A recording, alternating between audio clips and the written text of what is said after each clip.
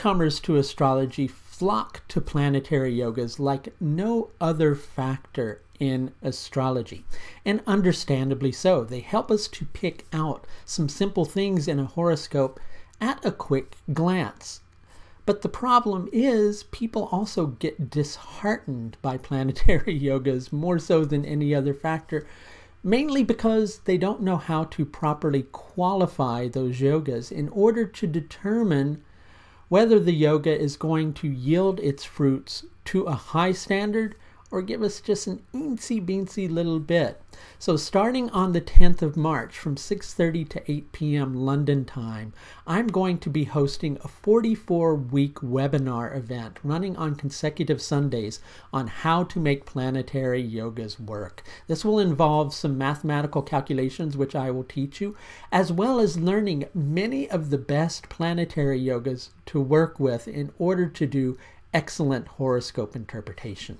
You can register for this course either by trimester or in payment in full at the link that you're going to see somewhere around the middle of this video. So thank you, and I hope you'll join us. Bye now. To say that you're dealing with an unpleasant set of circumstances would be somewhat of a vast understatement. You're in a position where you feel like you know what you need to do. You feel like you're acting in connection with your heart. You're feeling like what you're doing is what you should do and is something that comes naturally to you. But yet at the same time, you're finding yourself fighting a battle that doesn't really seem to be going anywhere. You find yourself in a position where you're trying to create change in an area where change just doesn't want to be created. And whilst all this is going on, you've got this certain uneasy feeling that's going on within you. Inside you're going, okay, well, this feels right, this feels true, but I'm meeting with all this resistance. So if I'm meeting with all this resistance, certainly something must be wrong. Certainly, I must not be seeing things clearly. So maybe I just need to completely revamp my viewpoint about a particular set of circumstances and really just give up. Okay, well, the latter bit, the giving up, is not something that you should do. But perhaps surrender is a better word, right? Surrender doesn't mean giving up. Surrender means recognizing that you're not in control, okay? It means also recognizing that you don't know everything.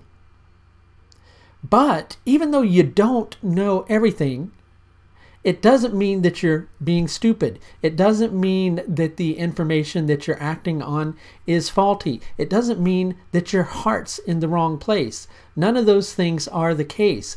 The fact that the situation that you're dealing with at the present moment is you can't expect things to alter just because you're doing the right thing. Or perhaps you can't expect things to alter immediately just because you're doing the right thing.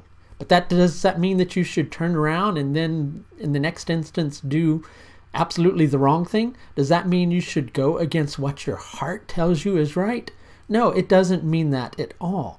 But it means that you need to approach the situation that you're dealing with at the present moment with a sense of humility.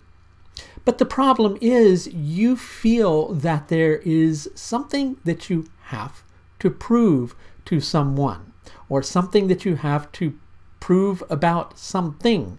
And that's got you caught up in a game of attachment where you're having a hard time letting go, right?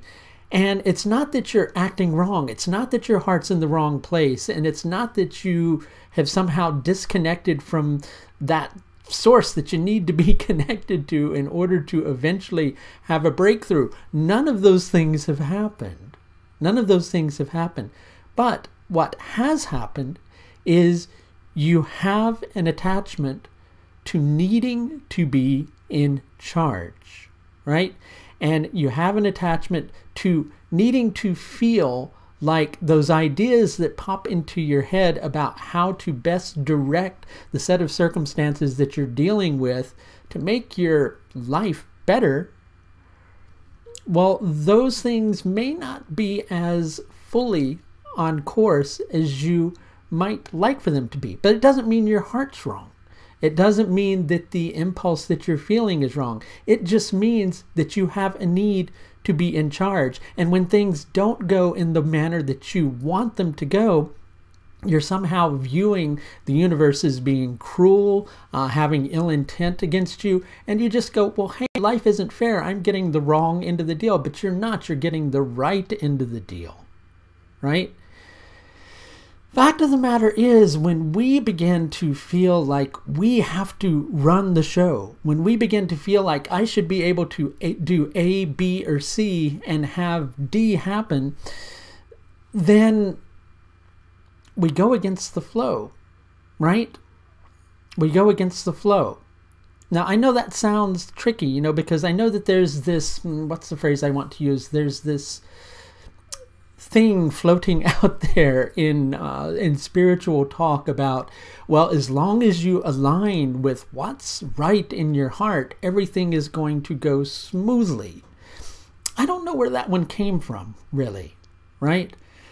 Because when we align with those things that are in our heart, it doesn't mean that things necessarily go smoothly.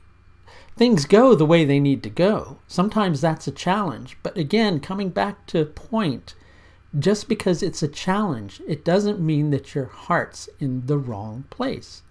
Equally, it doesn't mean that you're acting on wrong information. It doesn't mean that you're looking at things in a pie-in-the-sky type manner, and in the next minute you're going to have your hopes come crashing down to the, to the pavement and feel like everything is in a state of lowness. Well, that's not going to happen unless you feel like you have to be an authority about something, and unless you feel that life should be this perfect set of circumstances where you never face any challenges, right? So be willing to accept the challenges that you're facing in this particular moment. Be willing not only to accept those challenges that you're facing, but be willing to approach them with a sense of humility. You'll find in the end that not only was your heart in the right place, but you'll begin to see things with a wider scope of vision, which helps you to understand the truth of your heart in a deeper manner that you never saw it before. But you weren't willing to look because you thought you knew everything about the way your life needed to flow, about who you were as an individual, and about everything that was going on in your life. Rubbish. None of that is the case. Be willing to approach it with openness and with innocence, and you'll find that things take a miraculous turn. If you could use a little bit of help with a tricky situation, I should mention that I do offer several different levels of astrological service. All of these are available through the astrological services page of my website, and if you're interested in scheduling with me, you can do so through the link above. That's going to do it for this look at Venus's conjunction with Saturn and Ketu in Uttara Ashadha Nakshatra from the 17th to the 28th of February 2019. Until next time, please do take the very best care of yourself. Bye now.